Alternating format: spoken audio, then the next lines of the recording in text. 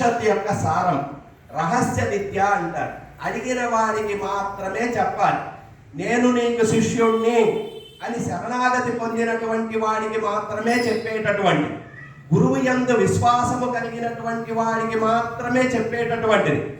అలా కాకుండా మనం గనక భగవద్గీతను చెప్పాలనుకుంటే ఆత్మ నువ్వు చూసావా అని అడుగుతుంటాడు. అంటే మన మీద గురువు యందు విశ్వాసము లేనటువంటి వాడికి ఈ రహస్య విద్యని బోధించరాదు అని.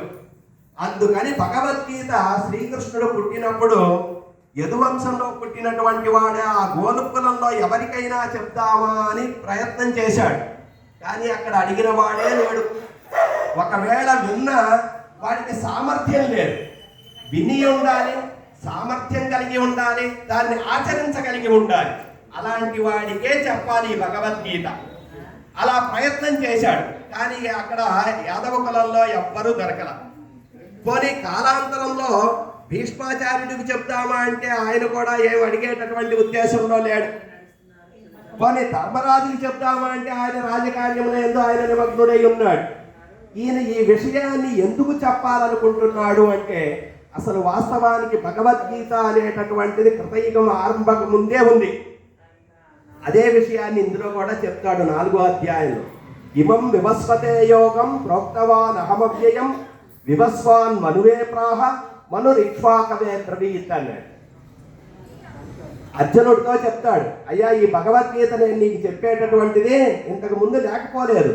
కృతయుగంలోనే వివస్వాన్ అంటే సూర్యుడు, సూర్యుని యొక్క కుమారుడు వైవస్వతుడు. వైవస్వత మునివి ఈ భూమి మీదకి వచ్చినప్పుడు ఆయనే మనువు అనేటటువంటి వాడు కాబట్టి ఆయన నుంచి వచ్చిన వాళ్ళం కాబట్టి మనందరికీ మానవులం అని పేరు. మనువు యొక్క వంశస్థులైనటువంటి వాళ్ళనే మానవులమ్మ. మొట్టమొదటిగా నేను సూర్యుడికి ఈ భగవద్గీతని బోధించాను. సూర్యుడు తన కుమారుడైనటువంటి వైవస్వతుడికి చెప్పాడు, వైవస్వతుడు ఇక్ష్వాకుకి చెప్పాడు. ఈ విధంగా కొంతకాలం ప్రయాణం జరిగింది. కాలాంతరంలో రాజులందరూ కూడా రాజ్యాధికారాన్ని పొందినటువంటి వారే ఈ విషయాన్ని కొంచెం పక్కన పెట్టారు. ఇప్పుడు ఈ విషయాన్ని ఏ విధంగానైనా సరే రాబోయేటటువంటి కలియుగానికి కూడా ఇది శ్రేష్టమైనటువంటిది అనే ఉద్దేశంతో నేను ఈ భగవద్గీతను అందించాలని ప్రయత్నిస్తూ ఉన్నాను. కానీ ఎప్పుడు అడిగిన వాడే లేడు. అడగకుండా చెప్పకూడదు, అడిగిన వాడికి చెప్పకుండా ఉండకూడదు, అడగని వాడికి చెప్పకూడదు. ఇది రహస్య విద్య యొక్క ముఖ్య ఉద్దేశం. ఆ కారణము చేత మనసులో నవ్వుకున్నాడు శ్రీకృష్ణుడు. ఓహో, ఇప్పుడు నీకు చెప్పవలసినటువంటి సమయం ఆసన్నం అవుతుంది అన్నమాట.